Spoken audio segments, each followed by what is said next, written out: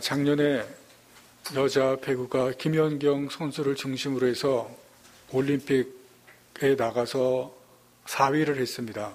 메달은 따지 못했지만 자기들의 가진 최고의 기량을 발휘해서 많은 칭찬과 박수를 받았습니다. 그러던 중에 작년 연말에 여자 배우가 많은 인기를 얻는 가운데서 기업은행이라고 하는 팀이 한 선수 그리고 거기에 감독이 문제를 일으켜서 많은 뉴스거리가 되고 또 많은 사람들에게 관심을 받는 그러한 일이 일어났습니다. 그 문제를 일으킨 선수는 퇴출이 되고 또 감독은 감독직을 사임하게 됩니다. 나름대로 잘하던 이 기업은행이 계속해서 지면서 연패를 당하고 그리고 순위가 아래로 곤두박질을 치게 됩니다. 그리고 새 감독을 이제 선임해서 뽑았는데 그 새 감독은 여자팀은 한 번도 맡아본 적이 없고 남자팀만 담당하고 그리고 나이도 너무 많았습니다. 올해 나이로 66세. 굉장히 많은 나이로 감독이 굉장히 많은 나이가 있는 사람을 감독으로 삼았는데 김호철이라고 하는 감독이었습니다. 이 김호철이라고 하는 감독은 선수 당시에 아주 유명한 세터였고 그리고 비록 나이는 많았지만 많은 족적을 남긴 그러한 사람을 새 감독으로 뽑았습니다. 그리고 그 새 감독이 부임을 했는데 문제를 일으킨 사람도 문제를 일으키고 퇴출된 선수도 세터였습니다.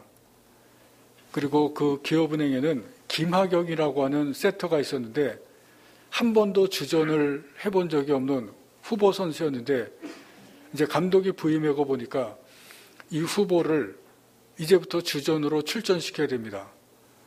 그래서 김호철 감독이 후보 선수 김하경이라고 하는 선수를 본격적으로 훈련을 시키게 됩니다.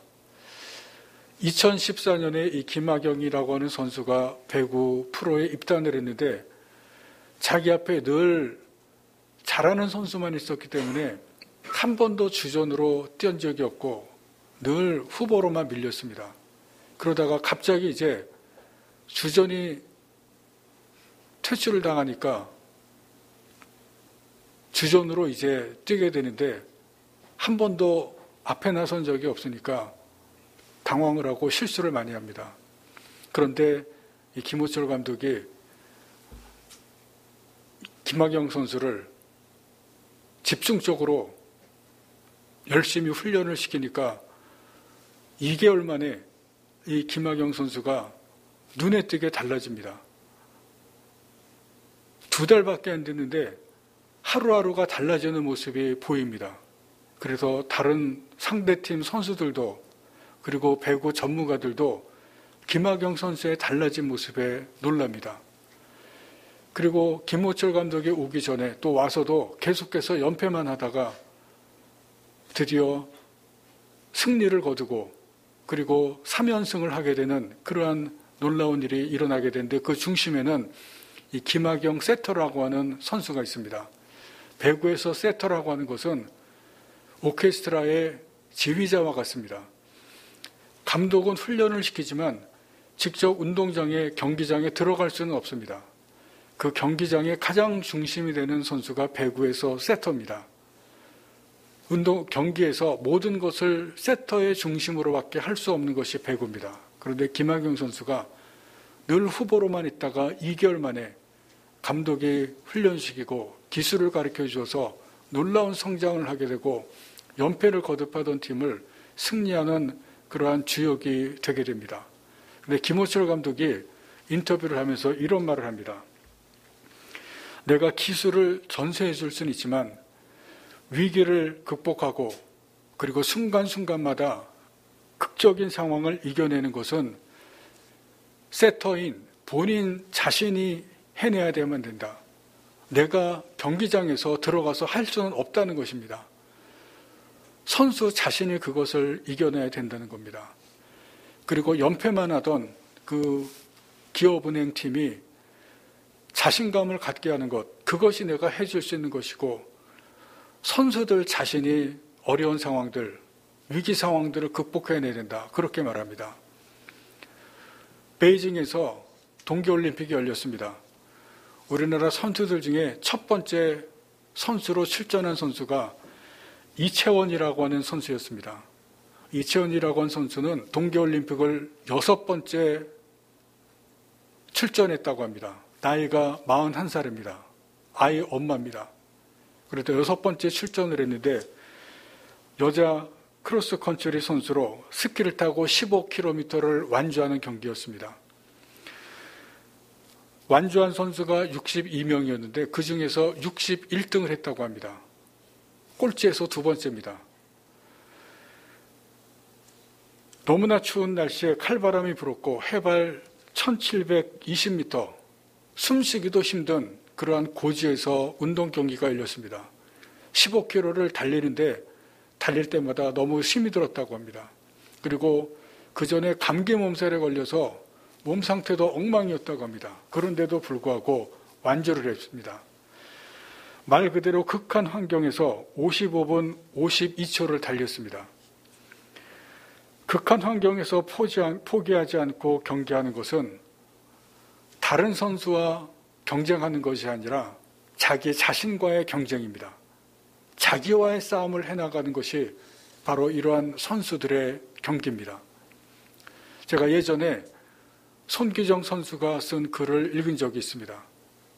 손기정 선수가 마라톤 42.195m를 달리기도 하고 훈련하고 또 직접 경기를 할 때 무슨 말을 하냐면 마라톤은 자신과의 싸움이라고 말했습니다. 많은 선수들이 경기를 하지만 다른 선수들과 싸우는 것이 아니라 나와 싸우는 것이다. 그 긴 거리를 달릴 때 나와 싸워서 나와 경쟁해서 이겨야만 마지막에 월계관이라고 하는 그 승리의 면류관을 내가 머리에 쓰는 것이다. 그런 이야기를 하면서 훈련하고 또 훈련하고, 그래서 우리가 아는 것처럼 베를린 올림픽에서 승리의 면류관을 머리에 썼습니다. 운동 경기라고 하는 것은 어느 정도 재능이 있고 그리고 열심히 정말 내가 할 수 있는 그 고된 훈련을 최선을 다해서 하면은 승리를 할 수 있고 또 지금 올림픽에서 메달도 딸 수 있습니다. 내가 하는 만큼, 노력하는 만큼 성과가 나옵니다. 그래서 운동선수들이 정말 열정을 다하고 그리고 힘을 다하고 그래서 상대 선수와 싸우기도 하고 그래서 결과를 만들어내는 것을 우리가 볼 수가 있습니다. 여러분, 그런데 신앙은 다릅니다. 여러분, 신앙이라고 하는 것은 내가 열심히 노력한다고 해서 되는 것이 아닙니다. 내가 어떤 것을 가지고 싸워서 한다고 해서 목표를 이루는 것도 아닙니다. 신앙은 나의 의지로 되는 것이 결코 아닙니다. 여러분 다 신앙생활을 하시면서 여러분이 어떤 것을 이루고 싶은 것이 있고 여러분이 신앙생활을 잘하고 싶은 것이 있었을 텐데 여러분 그렇게 마음대로 됩니까? 신앙생활은 운동 경기와 다릅니다. 열정만 가지고도 되는 것이 아니고 내가 열심히 노력한다고 해서 되는 것이 아닙니다. 오늘 우리가 성령 충만에 대해서 두 번째로 나누게 됩니다.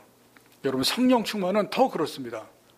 성령 충만을 받는다고 하는 것은 내 의지로 되는 것이 아니고 내 열심으로 되는 것이 아니고 내 믿음으로 되는 것이 아닙니다. 우리가 지난 시간에 성령 충만 받음에 대해서 첫 번째로 회개함에 대해서 함께 말씀을 나누었습니다. 오늘은 두 번째 시간입니다.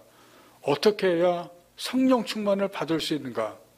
우리가 이 두 번째 시간 이 주제에 대해서 다시 우리가 함께 나누도록 하겠습니다. 우리가 구원을 받고 거듭난다고 하는 것, 아마 많이 말씀을 들으셨을 것입니다. 구원받고 거듭나는 것은 간단합니다. 예수님을 믿고 나의 구주로 고백하면 우리가 구원을 받습니다. 그런데 예수 믿고 구원받는 것은 한순간에 이루어지게 됩니다. 예수를 믿고 구원받는 그 순간에 구원의 역사가 일어납니다. 근데 그것은 사람의 개인에 따라서 그 시간의 차이가 있습니다. 무슨 말씀이냐면 복음을 듣고 아니면은 전도를 받고 그리고 구원을 받는 그 시간은 어떤 사람은 짧은 시간에 구원을 받습니다. 어떤 사람은 복음을 듣는 그 순간에 구원을 받는 사람도 있습니다. 사도 바울 같은 경우에 예수님께서 나타나서 거기에서 그 즉시로 예수님을 믿게 되는 그러한 경우도 있습니다. 아주 짧은 시간에 복음을 듣고 예수를 믿는 구원의 역사가 나타나는 사람이 있습니다. 그러나 어떤 사람의 경우에는 교회를 오래 다니고 설교도 오래 듣고 성경도 열심히 읽고 때로는 성경 공부도 하는데 계속 의심이 일어납니다. 믿지 못하는 그러한 일이 일어납니다. 그러다가 어느 순간 믿어지게 되는 그런 일이 일어납니다. 예수님을 믿게 되고 그리고 정말 예수님이 나의 구주라고 하는 그러한 고백이 일어나는 순간에 일어납니다. 오랜 시간에 그러한 시간이 있다가 예수님을 믿고 구원을 받는 그런 일이 일어납니다. 그런데 공통점은 무엇이냐면 예수님을 믿음으로 고백하는 그 순간에 구원의 역사가 한순간에 일어난다는 것입니다. 그것이 공통점입니다. 여러분, 그러나 우리가 아실 것이 있습니다. 그 구원의 경험 한 번으로 모든 것이 다 해결되는 것이 아니라는 것입니다. 구원의 역사가 일어나는 그 한순간에 나의 모든 것이 다 변화되는 것이 아니라는 것입니다. 내가 예수 믿고 구원받았다. 여러분, 그것은 믿음의 길의 시작에 불과합니다. 내가 예수를 믿는 그 길을 시작하는 것에 불과하다는 것입니다. 내가 예수를 믿고 믿음의 길을 걸어가면서 이제부터 성장하는 것이 시작되고 변화되는 것의 시작입니다. 우리가 예수를 믿고 그리고 구원받는 그 길을 가지만 변화되고 바뀌는 그러한 것이 쉽지가 않습니다.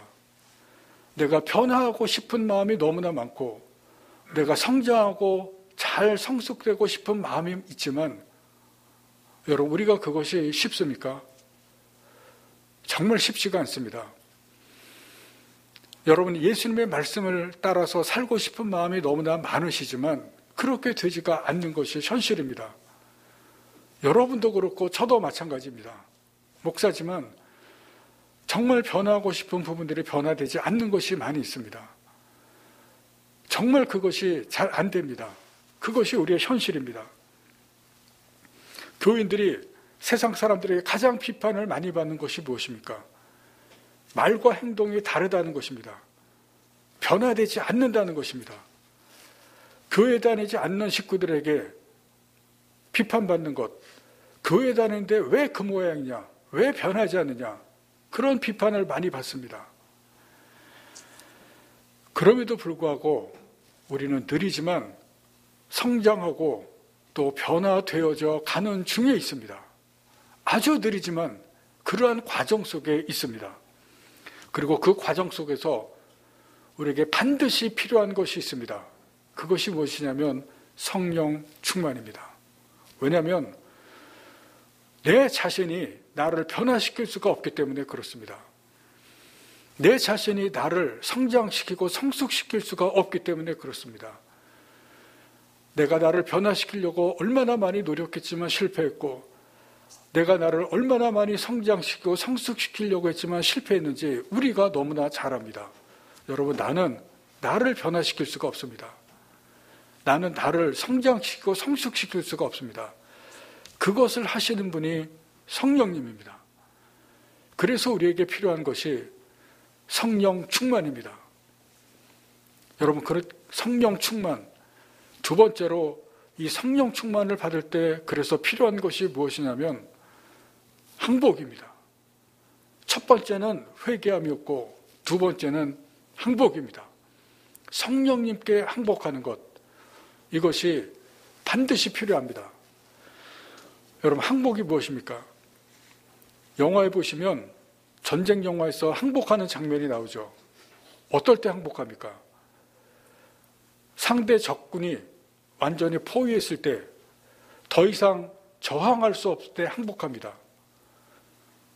여러분, 지금 말씀드리는 항복도 똑같은 것입니다.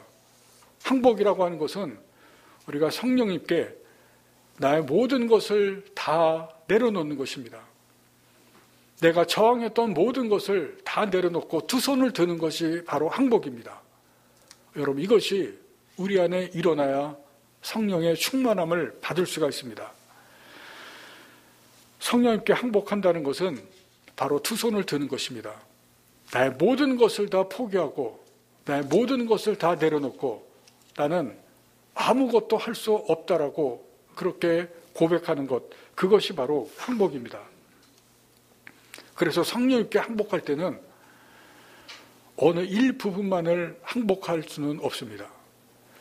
어느 영역, 어느 부분만을 내려놓고 항복하고 나머지 부분은 항복하지 않고 내가 그대로 가지고 있는 것, 이런 일은 일어날 수도 없고 또 그것은 항복이라도 할 수 없습니다.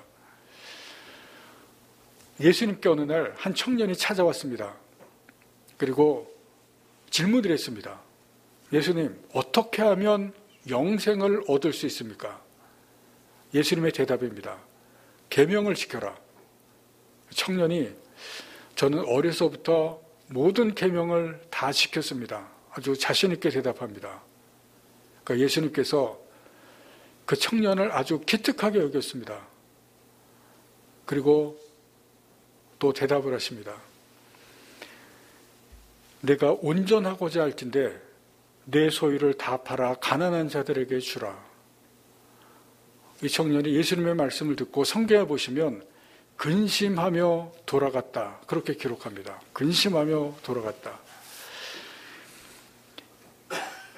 이 청년이 부자였기 때문에 그랬습니다. 가진 것이 많았기 때문에 소유를 다 팔라고 했을 때 걱정하고 근심했습니다. 고뇌했습니다. 그리고 예수님을 떠나서 그냥 돌아갔습니다. 여러분, 이 청년이 단순히 부자였기 때문만의 그런 것은 아닙니다. 거기에는 또 다른 이유가 있습니다. 예수님은 사람의 마음, 사람의 생각을 아시는 분입니다. 이 청년이 계명들을 다 지키는 것을 예수님은 아셨습니다. 그리고 이 청년이 재물에 집착하는 것도 아셨습니다. 그래서 예수님께서 이 청년에게 재물을 포기하라고 말씀하신 겁니다. 내가 재물에 그렇게 집착하는데 내가 집착하는 그 재물, 그 많은 재물 포기할 수 있느냐? 말씀하신 겁니다. 이 청년은 다른 것은 다 항복할 수 있고 다른 것은 다 내려놓을 수 있었지만 그 재물만큼은 내려놓을 수 없었습니다. 그 재물이 자신의 전부라고 생각했기 때문에 그것은 항복할 수 없었습니다. 그래서 근심하며 돌아갔다, 성경에 기록하고 있습니다. 성령님은 우리의 마음을 아십니다. 우리의 생각을 다 아시는 분이 성령님입니다. 우리가 무엇에 관심이 있고 무엇에 집착하고 무엇을 놓을 수 없는지 그것을 다 보고 알고 계십니다. 그러나 성령의 충만함을 받고 싶다면 내가 관심을 가지고 있는 그것, 내가 집착하는 그것, 내가 놓지 못하고 있는 그것, 그것을 성령님께 놓아야 됩니다. 그것까지도 성령님께 항복해야 됩니다. 그래야 우리도 성령의 충만함을 받을 수가 있습니다. 나의 생각, 나의 감정, 내 의지, 내 계획과 내 꿈, 나의 전 존재, 나의 전부를 성령님께 다 드리고 내려놓고 항복해야 됩니다. 여러분, 그리고 그것뿐만이 아니라 내가 불평하고 불만하는 것, 내 지난날의 실패, 내 지난날의 후회, 이런 것까지도 다 성령님께 드려야 됩니다. 그것까지도 항복해야 됩니다. 여러분, 자녀 문제가 있으시죠? 내 자녀까지도, 내 자녀의 그 문제까지도 내가 하려고 하는 것이 아니라 성령님께 다 맡겨드려야 됩니다. 내가 할 수 없는 부분입니다. 다 드려야 됩니다. 여러분, 이것이 성령 충만함에서 결정적인 부분입니다. 자신의 전 존재와 내가 가진 전부를 진심으로 성령님께 드리지 않고 항복하지 않으면 성령 충만은 받을 수가 없습니다. 여러분, 성령 충만을 받는다고 하는 것은 물에 빠지는 것과 같습니다. 여러분, 물에 빠진 사람을 구할 때 아직 힘이 남아있다 그러면 잘못하면 그 사람과 같이 빠져서 죽을 수가 있습니다. 물에 빠진 사람을 구할 때 그 사람이 힘이 다 빠질 때까지 기다리는 경우가 있습니다. 왜냐하면 물에 빠진 사람은 필사적으로 살려고 합니다. 아직까지 힘이 남아있으면 자기 힘으로 뭔가를 하려고 합니다. 그래서 그 사람이 힘이 빠질 때까지 기다리는 경우가 있습니다. 제가 점촌에서 전도사 있을 때 거기 아주 강이 있었는데 중고등부 학생들을 데리고 같이 강에 간 적이 있습니다. 그래서 강에서 이제 중고등부 학생들을 동그랗게 원을 그리고 배구공으로 배구를 했는데 그 강은 처음 가는 강이었는데 저도 몰랐습니다. 갑자기 동그란 원에서 강 가운데 있는 한쪽이 학생들이 없어졌습니다. 저는 몰랐는데 선생님들이 소리를 지르고 난리가 났습니다. 동그란 원에서 한쪽이 없어지고 물에 빠진 겁니다. 강 끝이 갑자기 깊은 곳에 쑥 들어가는 곳이었는데 그런 위험한 곳인지 몰랐는데 갑자기 동그란 원의 한쪽이 없어져서 다행히 그때 고3 중에 아주 수영을 잘하는 학생이 있어서 그 학생이 빠진 학생들을 건져냈는데 제가 목회생활 거기서 끝나는 줄 알았습니다. 한 몇 명 정도가 한꺼번에 빠졌는데 그 고등학생이 다 건져내고 또 옆에 있던 선생님들도 건져내고 그래가지고 한 몇 명을 빠진 것을 한꺼번에 빠진 것을 건져낸 적이 있었습니다. 여러분, 강에 빠지면 살려고 할 때는 잘못하면 같이 빠져서 큰일이 납니다. 힘이 다 빠질 때 그때까지 기다려야 됩니다. 왜냐하면 내가 뭔가를 하려고 합니다. 내가. 여러분의 삶을 한번 돌아보시기 바랍니다. 내가 뭔가 하려고 할 때 내가 뭔가 계획을 세워서 하려고 하고 내가 가진 것을 가지고 뭔가 하려고 하고 내가 삶의 주인인 것처럼 뭔가 결정을 하고 하려고 하는 그러한 순간이 우리에게는 너무나 많이 있습니다. 여러분, 그러나 그때는 우리가 성령의 충만함을 받을 수가 없습니다. 여러분, 오늘 본문에 나오는 이 120명의 사람들이 성령의 충만함을 받습니다. 여러분, 이분들이 어떻게 성령의 충만함을 받았는지 아십니까? 이 상태가 어떤 상태인지 아십니까? 1장 앞에 우리가 지나온 1장 11절 말씀을 다시 보시기 바랍니다. 1장 11절 말씀 다 같이 함께 읽겠습니다. 이르되 갈릴리 사람들아 어찌하여 서서 하늘을 쳐다보느냐 너희 가운데서 하늘로 올려주신 이 예수는 하늘로 가심을 본 그대로 오시리라 하였느니라.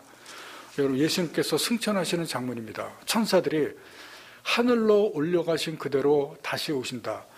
이 말씀을 듣고 여기에 모인 이 사람들은 어떤 생각을 했냐면 예수님이 곧 다시 오신다고 생각했습니다.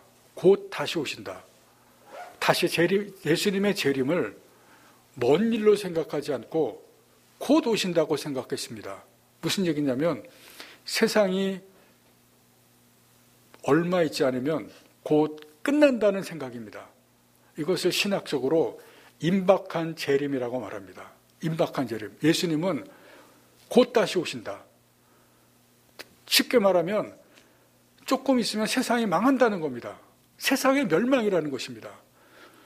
여러분, 세상의 멸망이 있으면 어떻습니까? 내가 가진 것에 미련이 없습니다. 여러분, 가족들도 미련이 없습니다. 아무것도 미련이 없습니다. 지금 여기 120명의 사람들은 모든 것에 미련이 없는 사람들입니다. 아무 것에 미련이 없습니다.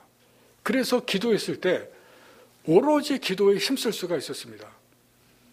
아무것도 미련이 없는 사람들입니다. 그래서 기도에 힘썼습니다. 예수님께서 말씀하신 성령님만 기대한 것입니다. 전적으로 기도에 힘쓰고 아무것도 바라는 것이 없습니다. 가진 것, 가족들, 아무것도 미련이 없습니다. 세상 끝인데 뭐가 미련이 있습니까? 기도에 올인한 것입니다. 모든 것을 다 내려놓은 사람들입니다. 여러분, 이런 마음으로 기도했기에 성령이 임하신 것입니다. 내가 가진 것, 나에게 있는 것, 모든 것을 다 내려놓은 진정한 항복이 일어난 것입니다. 여러분, 우리에게 성령이 임하시기 위해서는 우리도 모든 것을 다 내려놓는, 나의 전쟁조를 내려놓는 그러한 항복이 있어야 성령께서 임하십니다. 최근에 제가 아는 지인들이 돌아가셨다는 그러한 소식을 들었습니다. 한두 분이 아니라 작년부터 몇 분이 돌아가셨다고 하는 그런 이야기를 듣고, 그것도 갑자기 다 돌아가셨습니다. 제가 너무나 충격을 많이 받았습니다. 그 중에는 연세가 많은 분들도 있지만 저보다 서너 살 많은 그런 선배, 교회 선배도 있고 또 저와 동갑인 목사님도 있었습니다. 장례식을 다 갔는데 너무나 충격을 많이 받았습니다. 그리고 왜 이런 갑작스러운 죽음들이 소식이 들렸는지, 또 이런 갑작스러운 죽음에 대한 그러한 생각들을 많이 했습니다. 여러분, 죽음이라는 것이 무엇입니까? 죽음이라고 하는 것은 의지, 감정, 생각, 감각, 모든 것이 다 죽는 것입니다. 아무것도 할 수 없는 것이 죽음입니다. 성령께 모든 것을 다 드리고 항복하는 것은 내가 죽는 것과 같은 것입니다. 내가 아무것도 할 수 없는, 아무것도 못한다고 하는 그것이 바로 성령께 항복하는 것입니다. 이것을 사도 바울은 갈라디아서 2장 20절에서 내가 십자가에 못 박혔다고 표현했습니다. 내가 그리스도와 함께 십자가에 못 박혔다. 내가 죽었다는 것입니다. 그것이 바로 성령께 항복한다는 것입니다. 나를 장례 지낸다는 것입니다. 내가 내 자신을 장례식을 치른다는 그것입니다. 기독교는 십자가 종교입니다. 십자가는 죽는다는 것입니다. 죽어야 하는 종교가 바로 기독교입니다. 다시 말하면 죽어야 사는 종교입니다. 죽어야 부활하고, 죽어야 살아나고, 죽어야 다시 생명을 얻습니다. 그리고 내가 죽는 그곳에 성령께서 임하십니다. 내가 죽지 않으면 성령께서 임하시지 않습니다. 우리가 성령 충만함을 받지 못하는 것은 내가 죽지 못하기 때문에 그렇습니다. 기도할 때는 내가 죽는다 그러고, 그리고 말씀을 읽고 말씀을 들을 때는 내가 죽는다고 하지만, 내가 죽는다고 하는 그것이 다시 살아납니다. 내 성질이 다시 살아나고, 내 정과 욕심이 다시 살아나고, 내 자랑할 것이가 다시 살아나기 때문에 성령 충만함을 받지 못합니다. 하지 말아야 할 것, 그것을 다시 하게 됩니다. 여러분, 그럴 때는 성령 충만에 임하지 못합니다. 그것을 다 버리고 십자가에 못 박아야 됩니다.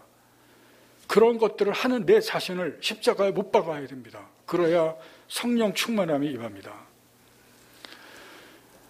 얼마 전에 번지점프 하는 것을 영상으로 봤는데, 아시는 분은 아시는지 모르겠지만 저는 처음 봤습니다. 번지점프는 다 두 발을 묶고 하는 것이라고 생각했는데, 그 번지점프는 두 발을 묶지 않는 것이었습니다. 너무 놀랐습니다. 그냥 50m 되는 번지점프대, 아파트로 하면 아파트 20층입니다. 거기에서 발을 묶지 않고 아무것도 묻지 않고 그냥 뛰어내립니다. 밑에는 그물이 쳐져 있는데 아무것도 묶지 않는 데서 그냥 뛰어내리는데, 뛰어내리는 사람이 아무것도 묶지 않고 뛰어내리니까 너무나 무서워하고 벌벌 떱니다. 그래서 결국에는 뛰어내리는데 저도 좀 충격이었습니다. 아, 저렇게도 번지점프를 하는구나. 그물이 있는데 그 그물만 믿고 자기를 던지는 것입니다. 성령님께 항복한다는 것은 성령님을 믿고 자신의 모든 것을 던지는 것입니다. 그것이 바로 성령님께 항복하는 것입니다. 성령님께 나의 모든 것을 다 던지는 것, 내 자신을 죽는 것, 바로 그것입니다.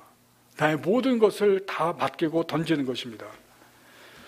내 것을 다 포기하고 나의 모든 것을 다 넘겨드리고 다 맡기는 것이 바로 내가 항복하고 죽는 것입니다. 그럴 때 성령께서 충만한 것입니다. 120명의 사람들은 곧 예수님께서 오신다고 생각했기 때문에 모든 것을 다 포기했습니다. 모든 것을 다 내려놨습니다. 그럴 때 강력한 성령의 임재, 성령의 충만이 이곳 가운데 임하셨습니다. 성령께서 임하시면 여러분 어떻게 됩니까? 그 중에 가장 중요한 것이 무엇이면 성령의 인도하심을 받습니다. 성령의 인도하심.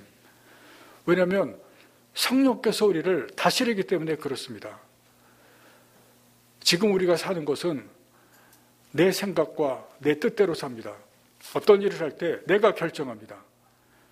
그런데 성령께서 우리를 충만하게 다스리시면, 성령의 충만함을 받으면 내 생각과 내 뜻과 내 의지가 성령의 그 인도하심, 성령의 지배 가운데 들어가게 됩니다. 그래서 성령께서 내가 해야 될 것을 가르쳐 주십니다. 내가 갈 길을 알려주십니다. 성령께서 인도해 가십니다. 그것을 보여주는 것이 사도행전입니다. 성령 충만함을 받은 이 사도들, 성령 충만함을 받은 바울, 성령께서 어디를 가라고 말씀하시고 무엇을 하라고 알려주십니다. 그리고 그대로 인도함을 받아서 삶을 살아가는 것을 사도행전이 우리에게 보여줍니다. 여러분, 우리도 성령 충만함을 받으면, 성령께 기도하면 우리에게 가르쳐 주시고 알려주시고 지시해 줍니다. 무엇을 해야 될지 우리에게 하나하나 말씀해 주십니다. 그것이 바로 성령 충만함의 인도함을 받는 삶입니다. 우리도 그렇게 될 수 있다는 것을 가르쳐 주십니다. 여러분, 우리가 우리의 길을 살아가면 내 뜻과 내 생각대로 살아갈 때 얼마나 고민이 많고 얼마나 잘못된 것이 많고 실패가 많습니까? 그러나 성령의 인도함을 받을 때, 성령께서 인도해 주실 때 우리의 가장 최선의 길로, 가장 좋은 길로 인도해 주십니다. 여러분, 그러한 성령의 충만함을 받는 길을 살아갈 수 있기를 간절히 바랍니다. 그리고 한 가지 사람들이 질문하는 것이 있습니다. 성령 충만을 받으면 내가 알 수 있는가? 답은 그렇답니다. 성령 충만함을 받으면 자신이 알 수 있습니다. 왜냐하면 오늘 본문에 보시는 것처럼 성령 충만함이라고 하는 이 놀라운 일, 여러분, 이 큰 일, 이것을 받는 사람이 알지 못할 수가 없습니다. 당연히 압니다. 방언은 하는 것은 성령 충만함의 표시가 아닙니다. 방언은 성령 충만함의 성령께서 주시는 선물에 불과합니다. 아무리 방언을 잘해도 그것이 성령 충만함의 증거는 아닙니다. 저는 어렸을 때부터 정말 방언을 받기를 원했습니다. 정말 간절히 방언을 받기를 원했는데 제가 정작 방언을 받았을 때는 저는 몰랐습니다. 어떤 목사님과 같이 기도할 때 방언을 받았는데 목사님이 저에게 방언 받았는데 왜 안 하세요? 저한테 그랬습니다. 저는 방언을 받았는지도 몰랐습니다. 근데 그 목사님이 방언을 받았는데 왜 안 하느냐 그러더라고요. 그리고 잠시 후에 제가 방언을 하기 시작했습니다. 성령 충만의 증거가 아니라는 것입니다. 물론 성령 충만하고 방언을 할 수도 있지만 반드시 성령 충만의 증거는 아닙니다. 성령 충만, 여러분 이것은 성령 충만에 놀라우신 그 경험을 하게 되면 자신이 압니다. 모를 수가 없다는 것입니다. 성령 충만은 믿음으로 경험하는 것이 아닙니다. 성경에 예수님께서 성령을 주시겠다고 말씀합니다. 그리고 사도행전 1장 8절에 성령을 받으면 권세와 능력을 받는다고 말씀했습니다. 그래서 성경에 말씀했으니까 내가 믿고 기도한다. 믿음으로 기도하면 나에게도 성령을 주신다. 여러분 그렇게 믿고 기도한다고 성령 충만을 받는 것은 아닙니다. 열정을 가지고 기도하고 간절히 기도하면 성령 충만을 받는다고 생각하지만 여러분 열심으로 기도만 해서 성령 충만을 받는 것은 아닙니다. 성령 충만함을 받기 위해서는 성령님께 항복해야 됩니다. 내 모든 것을 다 항복해야 됩니다. 진정으로 성령님께 나의 모든 것을 다 항복하고 내 자신을 죽이는 그리스도와 함께 십자가에 못 박는 그 일이 일어나야 성령의 충만이 우리 안에 일어나게 됩니다. 지난주에 말씀드린 내가 진정으로 회개하고 내 자신을 진정으로 십자가에 못 박는 이 항복이 일어나야 성령 충만에 일어나게 된다는 것을 여러분 꼭 기억하시고 여러분 그러한 회개함과 진정한 성령께 항복하는 그로 말미암아 우리에게도 성령 충만하게 임하시기를 간절히 바랍니다. 여러분 우리가 지금처럼 살아서 되겠습니까? 이렇게 똑같은 그런 사이클이 계속되는 그런 삶을 살아서 되겠습니까? 우리가 정말 성령의 충만함을 받으시기를 간절히 바랍니다. 그래서 성령께서 내 삶을 주관해 가시고 인도해 가시는 그런 삶을 사는 여러분들이 되셔서 성령의 인도함을 받으시고 성령께서 내 삶을 주관해 가신 그러한 삶을 사는 여러분들 되셔서 지금과는 다른 그러한 삶을 사시고 성령께서 나를 변화시키는 그 놀라운 변화가 저와 여러분에게 있기를 간절히 바랍니다. 기도하시겠습니다.